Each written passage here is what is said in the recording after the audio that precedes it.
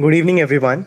My name is Lavnish, your host, and I welcome you all on today's podcast, which is on counterfeiting, countering threats, illicit trade, and terror financing. Today, we'll delve into a pressing issue that affects economies, consequences of illicit trade on legitimate businesses, government, and society at large. But before that, did you know that illicit trade encompassing smuggling and counterfeiting has become a multi-billion-dollar global industry? It's a colossal challenge, training economies, fueling organized crime, and posing significant risk to public health and safety. In the spotlight today is FICCI Cascade, a dedicated initiative by Federation of Indian Chambers of Commerce and Industry. Established on January 18, 2011, Cascade, or Committee Against Smuggling and Counterfeiting Activity Destroying the Economy, has been at the forefront of combating this growing menace.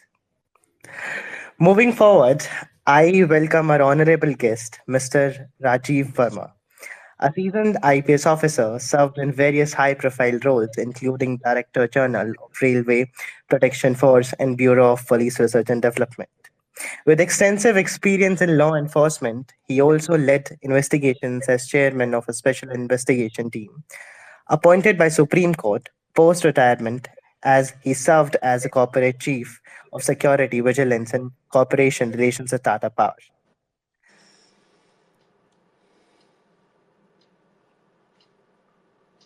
Hello. Yeah. Hi, sir. Yes, I am online. Yeah, Yeah. Hi, sir. It's a pleasure to have you here on the thank podcast. you. Uh, yeah. So my first question to you is that in what ways does illicit trade serve as a source of funding for terrorist organization? Okay, thank you so much, and good evening, everyone. As the host just now defined, how multiple ways this menace affects us. Let me first define what illicit trade is. Illicit trade is the production or distribution of goods or services that are prohibited by law. Very simple definition. It can involve counterfeiting, piracy, smuggling, tax evasion, money laundering, falsification, adulteration of products, trade in endangered species, falsified medicines, etc. Just to draw a premise, I would say that a Munich Security Conference reports states that global illicit trade flow reaches between US dollar 1.6 to 2.2 trillion annually. A 2021 Organization of Economic Cooperation of Europe study estimates that counterfeit and pirated goods may have reached US $464 billion in 2019, which is 2.5% of world trade. According to a report by FICCI Cascade itself, India has an overall score of 6.3 at the scale of 1 to 10, which is much higher than average score of 5 in illicit trade of 122 countries. So, ladies and gentlemen, we are up against what we can imagine, particularly in the Indian perspective. Now, coming back to the question that the host asked about the ways illicit trade can affect the terrorist funding. Any activity that results in profit can be used to finance terrorism. While business and the general population and government have to tackle recession economic chaos, illegal economy keeps flourishing because the thrust is somewhere else in everyday's firefighting by the government and the agencies concerned. Illicit trade serves as a significant source of funding for terrorist organizations in many ways, which I will enumerate now. One is low-level fraud. Criminal activities like fraud, bank fraud, etc., general profits that can be diverted to fund terrorism. Drug trafficking. Terrorist groups often engage in the production, transportation, and sale of illicit drugs such as heroin, cocaine, methamphetamine, etc. They control parts of the drug trade, allowing them to generate substantial revenue from the sale of narcotics. Arms trafficking. Terrorist organizations frequently traffic arms and ammunition to fund their activities. They acquire weapons through illegal means and sell them on the black market, often to other criminal groups or individuals, thus generating significant profit. Extortion and protection rackets. Terrorist groups may extort money from businessmen or even governments in areas where they operate. Northeast has been very prominent in this field. They may demand protection money or levy taxes on local businesses and populations, providing a steady stream of income for the terror funding. Smuggling. Terrorist organizations engage in the smuggling of various goods, including oil, counterfeit goods, wildlife, artifacts, cultural property, and antiquities, etc. They exploit porous borders and weak law enforcement to transport these items, earning profits through their sale on the black market. Kidnapping and ransom. Some terrorist groups resort to kidnapping individuals, including foreigners and aid workers, and demanding ransom payment for their release. These payments can be substantial and provide significant funding for the terror activities. Money laundering. Terrorist organizations launder their illicit proceeds through various means, including shell companies, front businesses, and legitimate financial institutions. By disguising the origin of their funds, they can integrate them into the formal economy. Misuse of non-profit organizations. Some non-profit organizations may unwittingly channel funds to the terrorists. Human trafficking. Enterprises exploit the tendency of people in developing countries to seek greener pastures. Cybercrime. Some terrorist groups have increasingly turned to cybercrime as a means of generating revenue. They may engage in activities such as hacking, identity theft, and online fraud to steal money or valuable information. I'll give you some examples how this terror funding has in past affected terror activity and terror targets. The network responsible for the deadly Brussels attack in 2016 had funded themselves by selling illicit antiquities as smuggled in Europe from Daesh occupied areas. Daesh are the Arab areas you may be knowing. The 2015 Charlie Hebdo attack in Paris and the 2013 terror attack in Agadez, Niger, were reportedly funded by cigarette smuggling and the selling of counterfeit Nike shoes from China. From footwear to luxury items to conflict diamonds, weapons, and illegal wildlife, global illicit trade is costing the European Unity around 10 billion euros each year in lost budget revenue. This lost revenue is instead being used to finance much larger criminal and terrorist activities. Globally, the World Bank estimates lost revenue from illicit tobacco at US dollar 40 to 50 billion per year. That equates to one in every 10 cigarettes sold are illegal. So this is the magnitude. So coming back to our country and some other examples from the neighborhood, see the Naxalite movement, how they fund their extremist activities, which is very akin to the terror activities. The Naxalites fund themselves by extortion and protection rackets, illegal mining and timber trade. Extortion and protection rackets, I'll also slightly elaborate on this. They have been known to extort money from local businessmen, contractors, individuals in areas under their influence. They impose levies or taxes on industries such as mining, logging, construction, coercing them to pay protection money in exchange of for the Naxalite permission to operate. The illegal mining and timber trade, because you know the Naxals are mostly in the areas where these mines are there, be it Chhattisgarh, Jharkhand, Orissa, or even part of the southern part of the West Bengal, etc. They have exploited natural resources such as coal, iron ore, and timber by engaging in illegal mining and logging activities in forested region under their control. They extract resources without permits to regulatory oversight and sell them on the black market to generate revenue. Arms smuggling. These groups procure weapons and ammunition through illicit channels, including smuggling from neighboring countries or purchasing from corrupt arms dealers. They use these weapons to arm their cadres, conduct attacks, and intimidate opponents. Drug cultivation and trafficking. In some areas, Naxalites have been involved in the cultivation and trafficking of illicit drugs such as marijuana and opium. They cultivate these crops in remote areas under their control and sell them to the black market to fund their activities. Kidnapping and ransom. These groups have kidnapped government officials, businessmen, and civilians for ransom, seeking financial gain and publicity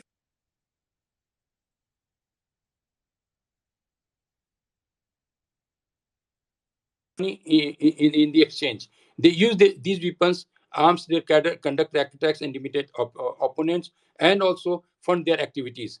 Kidnapping and ransom I have already dealt with. Counterfeit currency. There have been reports of Naxalites being involved in counterfeit currency operations, including the production and distribution of fake Indian currency notes. They use counterfeit money to fund their activities and undermine the legitimate economy. Now, Tendu leaf is a big source of illicit trade activity that funds particularly these Naxal operations, because it's a significant source of revenue in certain regions of India where they operate. Tendi leaves, most of you may be knowing, are the leaves of the tendu tree that is called Daspraeus melanoxylon, and are commonly used to roll bidis, a type of traditional Indian cigarette. Here is how Naxalites use the tendu leaf to trade for finance. How they do it? They again do the same taxation and extortion technique, control of their collection center of the tendu leaves. The leaf pieces where the tribals collect it, they control it to fund themselves. Protection racket, as I explained earlier. Involvement in processing and distribution. In some cases, Naxalites may be directly involved in the processing and distribution of tendu leaves. They may establish their own processing unit or collaborate with local businessmen. Exploitation of labor is a very big menace. They exploit laborers involving in tendu leaf collection by imposing unfair working conditions, low wages, and cursive practices. They may force local communities to provide free labor or resources for tendu leaf collection, and that's how they earn revenue. Illegal trade routes, they protect and earn money from them. Now, let us go to the another theater, that is Northeast. Northeast terror funding, how they take it. Their means are again taxation and extortion. Northeast insurgents, we all know. Protection racket, as I explained above. Control of illegal activities. Some separatist groups engage in controlling illegal activities as such as drug trafficking. Recently, what happened in Manipur, you all know. This is one of the major part of funding of these terror groups was this drug trafficking, arms smuggling, and wildlife poaching to generate revenue. They exploit porous borders, remote terrain, and weak law enforcement presence to facilitate these activities and profit from their illicit trade. Exploitation of natural resources is another way. Northeast, particularly, they exploit natural resources such as minerals, timber, hydrocarbons through illegal mining. Kidnapping and ransom, I have already explained. Foreign funding. Northeast is another theater where foreign funding is a big problem, uh, where this illicit trade flourishes. Certain separatist groups receive financial support from external sources, including diaspora communities, sympathetic governments, and transnational networks. They may use diplomatic channels, non-profit organizations, or clandestine channels to receive funds, arms, and logistical support from abroad. Local donation and contribution is another source of the terror funding. And then extortion from government projects. Separatist groups may extort money from government funded projects in Northeast and many other areas it happens, and that's how they fund themselves. Now, let's move to some international area where this illicit trade funds the terror activities. Let us take example in Sri Lanka. Sri Lankan Tamil terrorist organizations such as Liberation Tiger of Tamil Elam employed various methods. One was diaspora contribution. The Sri Lankan Tamil diaspora, particularly in countries like Canada, United Kingdom, Australia, and India, played a significant role in fundraising for Tamil terrorist organizations. The LTT, in particular, had a well established network of supporters and sympathizers abroad who contributed financially to the cause through donations, fundraising events, and membership fees. Extortion and taxation by LTT is very well known. They extorted businessmen, taxed individuals and communities in areas under their control or influence. They extorted money from Tamil civilians, Tamil owned businesses, and even government officials operating in north and eastern provinces of Sri Lanka. Human smuggling and trafficking. Tamil terrorist organizations engaged in human smuggling and trafficking, in exploiting vulnerable individuals seeking to flee conflict affected areas or migrate for better opportunities. They charge fees for facilitating illegal migration or providing forged documents, passports, and transportation services. Narcotic trafficking. I already explained. Even Tamils indulge in it very much to fund themselves. Then arms smuggling. I have explained the modus, but this terror group also use this particular illicit trade for their own organizations' aims. Front organization and charities. This is another area which is very important for well-established terrorist groups. Tamil terrorist groups particularly established front organizations, charities, and non-profit entities to raise funds and legitimize their activities. These organizations solicited donations from supporters, organized fundraising events, and provided humanitarian aid to Tamil communities affected by the conflict, thereby generating public sympathy and support. Illegal activities and racketeering. Tamil terrorist groups engaged in various illegal activities, including bank robberies, extortion, kidnapping for ransom, and smuggling of contraband goods. They used the proceeds for these criminal activities to finance their insurgency and sustain their armed struggle against Sri Lankan government. So this is how they did it. And finally, these terrorist groups did money laundering to a great extent, and their illicit proceeds through front businesses, shell companies, informal in financial networks. They transferred funds through Hawala channels, offshore bank accounts, and other clandestine means to disguise the origin of money and integrate into the formal economy. This is very important. They integrate into the formal economy. So overall, answering the first question to the host, I would say overall, illicit trade provides terrorist organizations with a diverse and flexible source of fundings, enabling them to sustain their operations, purchase weapons and supplies, recruit members, and carry out terrorist attacks. Disrupting this illicit revenue stream is essential for combating terrorism effectively. That's how I respond to the first question. Yeah. Thank you so much, sir. That was actually quite insightful, even for me and even I believe for the audience as well. Perhaps I believe that the question, the narcotic one you have raised about how the drug trafficking is in a high amount has been practiced in India, is also important for the youth to understand that how it is benefiting the terrorist organization, the way they consume drugs these days. But anyway, sir, thank you so much for answering that question. So moving on to the another question I have although you already answered most of the questions mentioned here, but yeah. So what are some key challenges enforcement face in combating Lost illicit you. trade, sir? Can you hear me, sir? Now I can Hello. hear. Yes.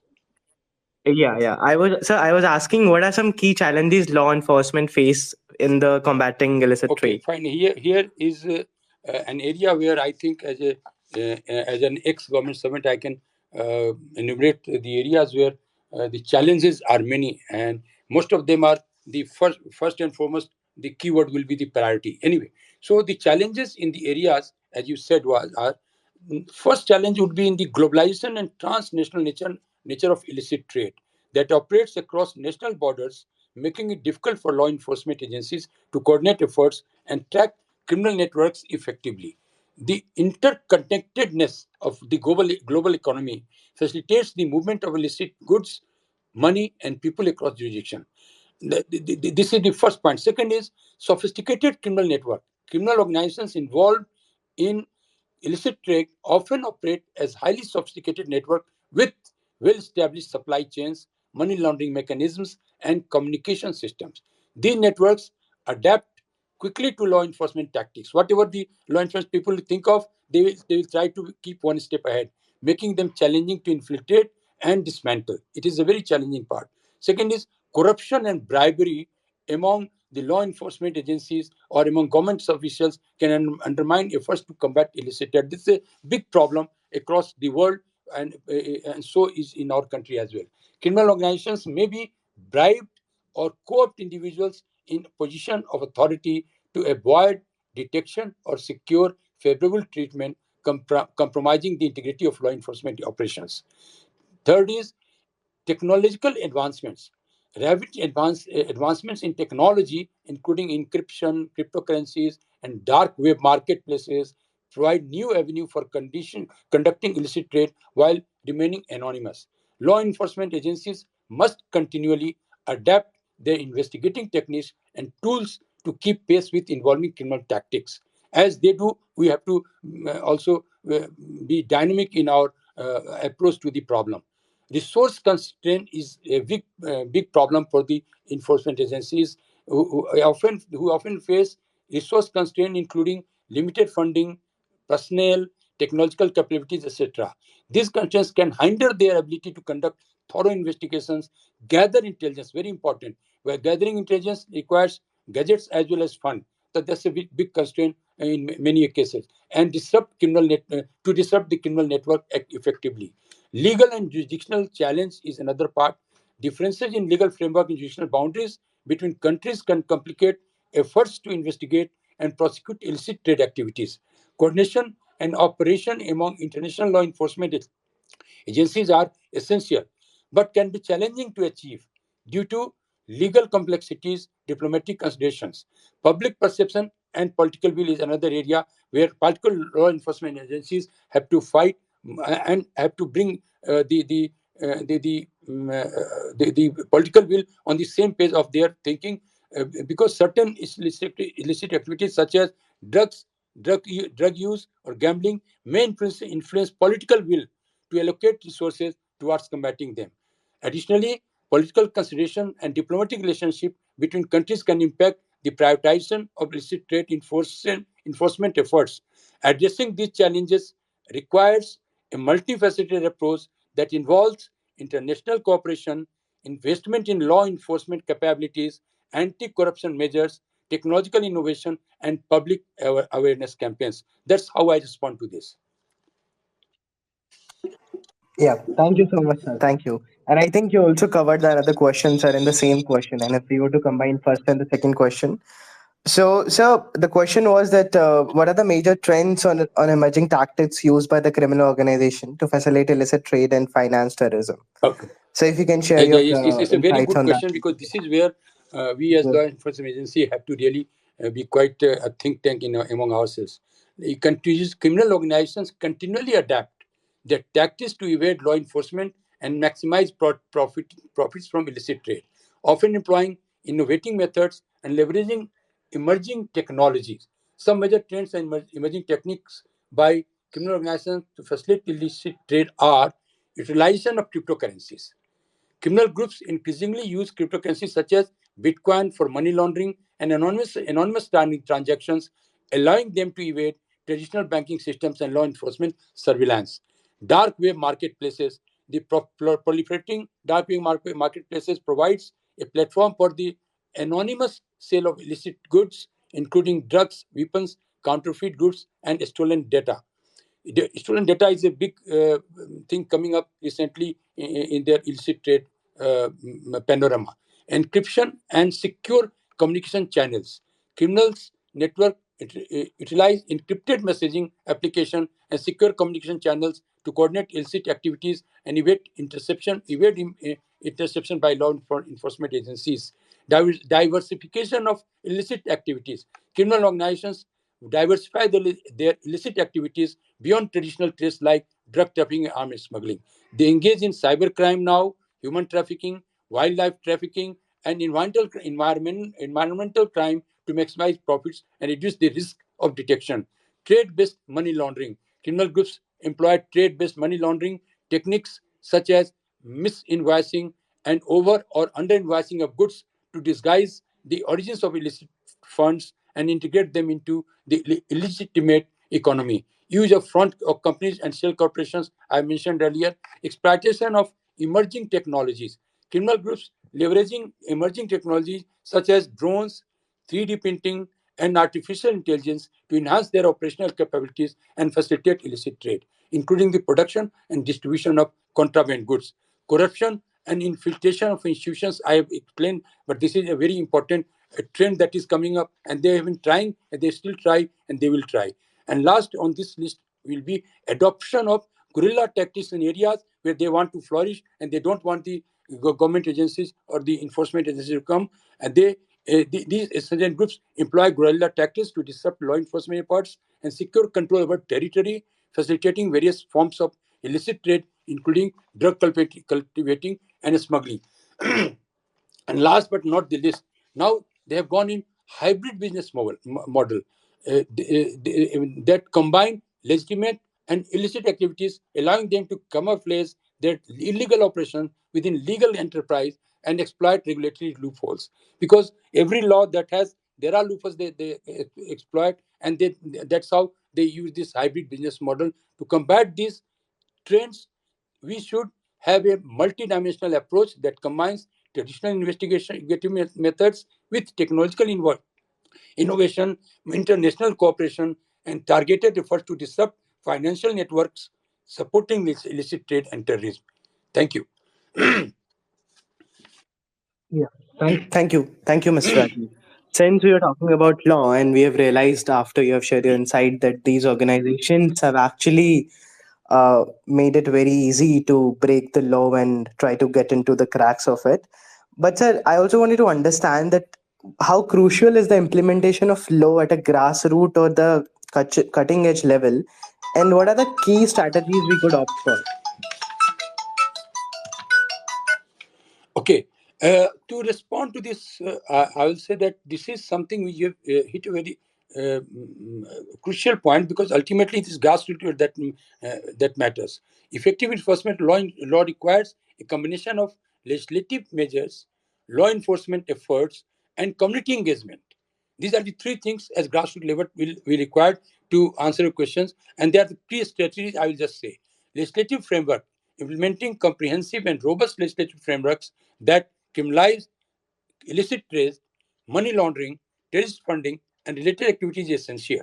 Laws should be regularly updated. I will say updated. It has to be dynamic according to the tactics that it used to address emerging threats and incorporate international standards and best practices. In last 2 3 decades, we've seen many laws in our country like FEMA, PMLA, all have come because they have seen the way they act and the law emerges. But we have to be more dynamic, and we have to adapt more quickly, lest we lag behind their illegitimate activities. Second point, very important as grassroots level, is capacity building. We must invest in training and capacity building of law enforcement agencies, judiciary. Judiciary is also important because they should understand what lies ahead and how they should adjudicate, and relevant stakeholders at the grassroots level.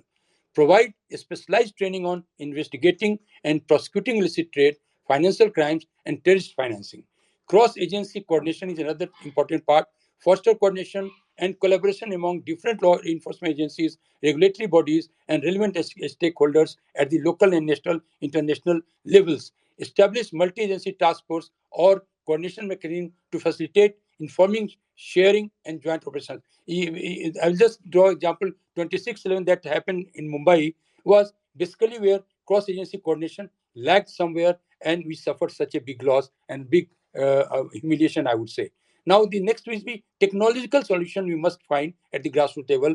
Deploy cutting-edge technologies and analytical tools to enhance surveillance, intelligence gathering, and investigative capabilities. Utilize data analytics, artificial intelligence, and digital forensics to identify patterns, detect illicit activities, and track financial flows. Community engagement awareness is very important, rather the most important. To engage with local communities, civil society organizations, and businesses to raise awareness about the risks and consequences of illicit trade and terror funding, encourage reporting of suspicious activities, and promote community-led initiatives to prevent and combat illicit activities. Financial regulation and oversight. Strengthen financial regulation and oversight mechanisms to detect and prevent money laundering, terrorist financing, and illicit financing flows. Implement measures such as customer due diligence, transaction monitoring, and suspicious activity reporting requirements of financial institutions and designated non-financial businesses. International cooperation is another important aspect for the grassroots combating this menace. Enhanced cooperation and coordination with international partners, including law enforcement agencies, regulatory bodies, and intergovernmental organizations. Targeted enforcement is also a very important part, what the customs and other do in India. Public private partnership, foster partnerships between government agencies, private sector entities, and academia to develop innovative solutions and share resources in combating illicit trade. Evaluation and monitoring has to be continuous, and we have to grow as the menace grows. By implementing these strategies and fostering a comprehensive approach involving legal, regulatory, technological, and community-based interventions, countries can strengthen their capacity to combat illicit trade and terror financing effectively at the grassroots or cutting-edge level. Thank you. Thank you so much, sir, for answering the question. Uh, so, my next question is, since in India we have this huge debate about technology, that what good technology is does to a country, there must be the delimitations of it as well, right? So, sir, my question is that what do you think does technology, like what role technology play in enabling illicit trade and aiding law enforcement efforts to combat it, sir? Okay, this is a very important question that you asked. Uh, Technology plays a big role. I'll just mention a few. Like this, uh, enables illicit trade, the maximum is, are these one, two, three, I will say. First is dark web marketplaces. Technology facilitates the creation and operation of dark web marketplaces where illicit goods such as drugs, weapons, counterfeit currency, and stolen data are brought and sold anonymously using cryptocurrencies and encrypted communication channels. Encryption.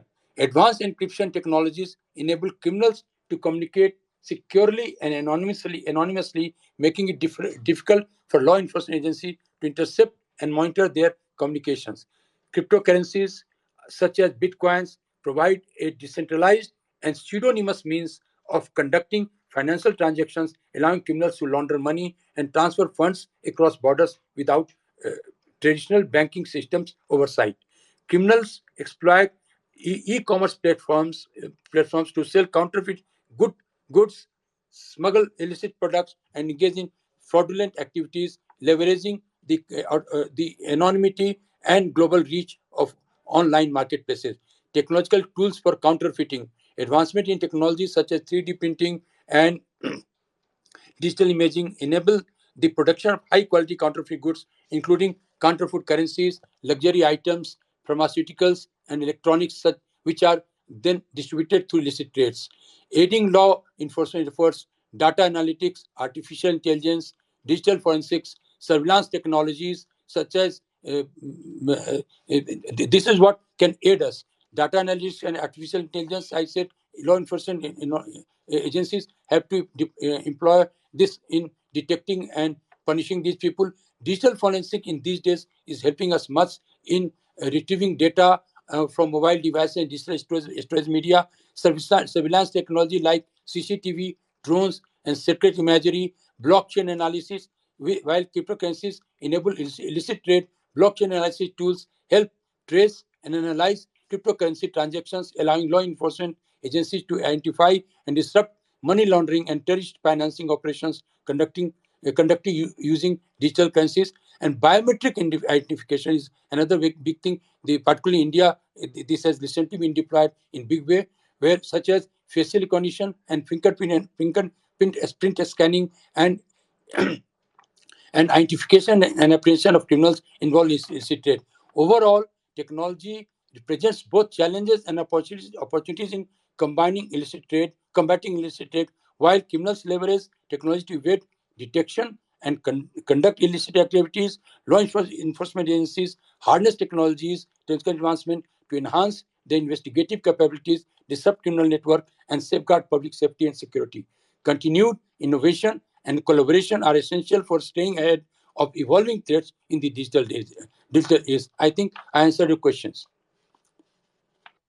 Yeah, thank you, sir. Thank you so much. Yeah, you have so almost you have answered all my questions, sir. So just a last question, as us as a FICCI Cascade, last question I would like to put.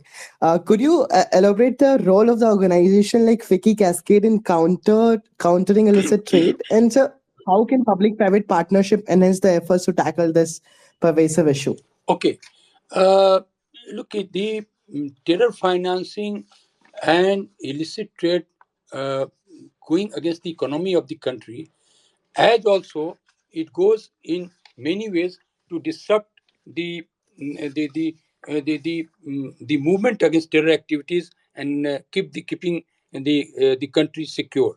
So FICCI Cascade in particular, uh, what it has been doing since 2011 onwards, has been doing a very great service in three ways. One, it has been bringing into focus the areas where government and the law enforcement agencies should put priority, how the whole these uh, anti-economic activities, rather the prohibited economic activities that are taking the shape of not only affecting the economy adversely, but also funding and encouraging the extremist or the terror activities in the country. So by by bringing into focus FICCI cascade is making the law enforcement agencies aware that look, the gamut, the whole expanse of the problem is much larger than it looks at a distance. Second point, the law enforcement FICCI cascade has always been focusing to bring to the right quarters in the government and other places to see how the law enforcement and the legislature should adapt themselves to the changing trends.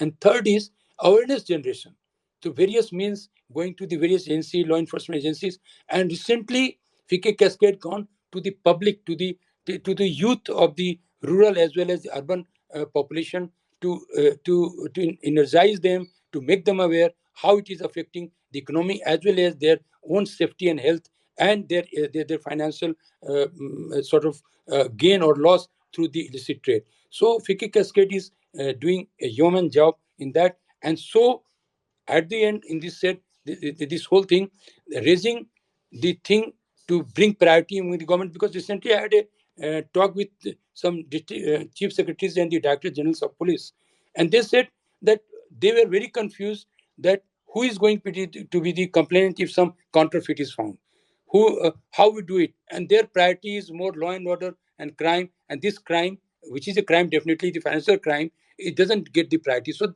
they want to give the priority, but for that, as I said in my earlier talk, that we have to do the capacity building and also bring it to the public fora where the people themselves act as a means to the end of checking this menace. Thank you so much, sir. Thank you. I think now we can also entertain the question and answers of audience who wanted to ask. All right, sir. So, okay, if somebody wants to ask a question, please raise a request. And I see Veer has requested here. Yes, and we'll also go through the comments as well. Yeah, let's let Veer speak. Yeah. Hi, Veer. Can you hear us?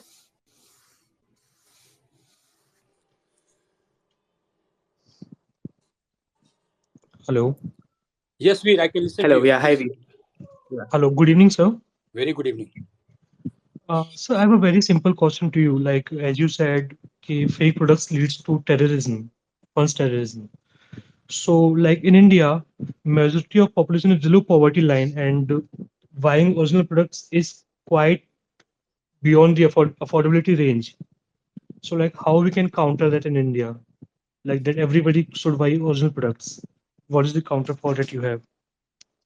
You say that certain products which are branded and are beyond the reach of common people, and Right, that's where people tend to go for the counterfeit. Am I right? right, right. No, point is the mm, what are the products, whether they are genuine or not, that has to be first tested. Now, a common man, if he wants to buy a branded thing, say Armani, but Mm-hmm. similar thing, one can go and have a lesser cost with a different brand or from the local market. So Mm-hmm.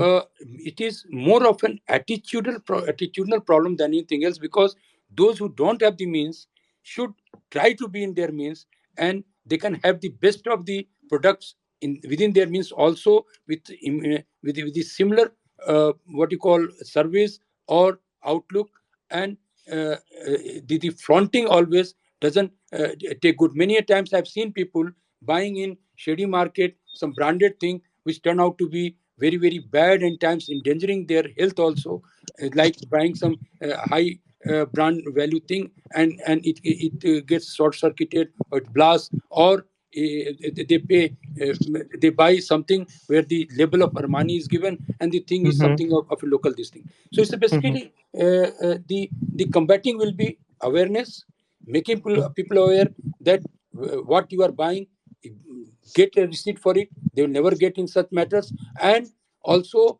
you can get the right thing at the right place with your value for money, without going for high value brands.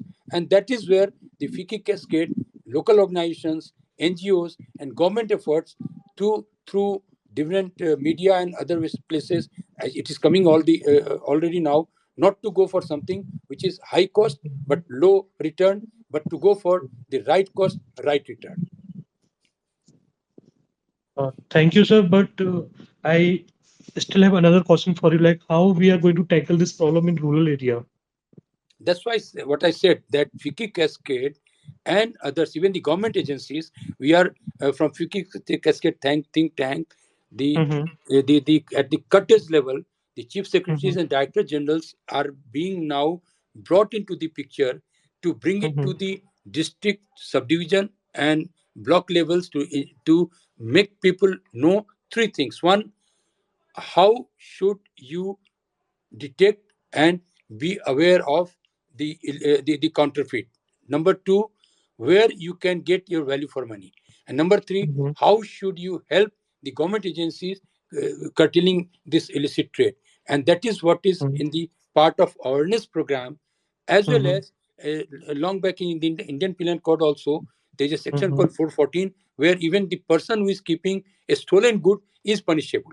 So here is a case where a person who is keeping counterfeit good, whether he knows or not, like drug, or where in the states where the alcohol is prohibited, the keeping alcohol also is punishable. So keeping and counterfeit, making it punishable, it is a law that has to come, and it is on the process of coming. So these are the things: legal thing, enforcement, and awareness. And your question can be answered by awareness only. That is the effort the government agencies and FICCI Cascade are putting up. Okay, sir, I agree with you. Like, if awareness can solve the problems, then we That, should that's the, do that's the like. only way. That's the only way, because we have to reach out to people. Right now, for your information, in the rural areas, school-centric programs are being conducted by FICCI Cascade, where students of middle class, like from 7th to 10th, 11th, 12th, are being brought. Their teachers, their guardians are made aware. Look what illicit trade is, how you should detect, how you should keep away from it, and how you should report it. So that is how we are reaching out to the rural areas also. All Okay, right. sir. Thank you Thank you. so much, Veer. Thank you so much. Yeah. Can you hear? Hello. Yeah. Thank you so much, Veer. I think we have a next speaker who's Asta. Hi, Asta. Hi, good Hello. evening, sir. Good evening, Asta. Sir, I wanted to ask, you mentioned that illicit trade is the biggest source of terror financing, right? So, why are markets like Sarojini Nagar not shut down? Because they also engage in illicit trade, but they are in turn supported by the police as well. So, Okay. that's my question. Okay, that's a good question. Look, Sarojini Market there are many things which are not illicit. Low cost marketing, if it is done by masquerading for a particular brand or something, that is illicit, for which the companies also come to the law enforcement agencies, and the law enforcement agencies then take a formal complaint and act against them. That is one part. That is typical counterfeiting, you can say. But low cost marketing is, as you talk about Sarojini market, are many things at a low cost, because the market itself is meant, and you see, most of the items are sold on the footpath rather than the proper shops. Proper shops are selling brand and other things, and they are very, very responsible in terms of and accountable whatever they sell. But on the footpath, what you buy, it may be cheap, because their cost of other things allied to the product and all costing of the whole item sold is less, so they can sell. So closing of Sarojini market will never be the answer, because there are many things for a person earning much low salary or daily wages. That is the market where they can get what they need for their basic needs. So closing is not the solution, but of course, wherever some counterfeiting take place, if that is brought to the notice, law enforcement agencies, including the police, are aware, doing it. I don't say that police are insulated from corruption. I said in my talk also, the bribery and corruption are two things we have to deal with very strongly also. So there may be cases where we have to act, but for common people, earning a very low salary or daily wages people, that's the place where they can make their two ends meet. So we cannot close it, but of course, wherever there's counterfeiting, we have to act. Thank you, sir. Thank you so much. Thank you. Okay. Yeah, thank you so much, sir, and thank you so much to the audience. I think we are done with the questions here. Okay, I'll move to ask the closing remarks now. And with that insightful conversation, we conclude today's episode of Cascade Podcast. A heartfelt thank you to our esteemed guest, Mr. Rajiv Ranjan Verma, for sharing his profound expertise on tackling illicit trade and terror financing. To our listeners, we appreciate your time. And as we wrap up, let's reflect on the impact of our collective awareness and actions in curbing illicit trade. Until next time, this is your host Lavnish signing off. Good Thank you evening. so much. Thank Thank you, you. everybody.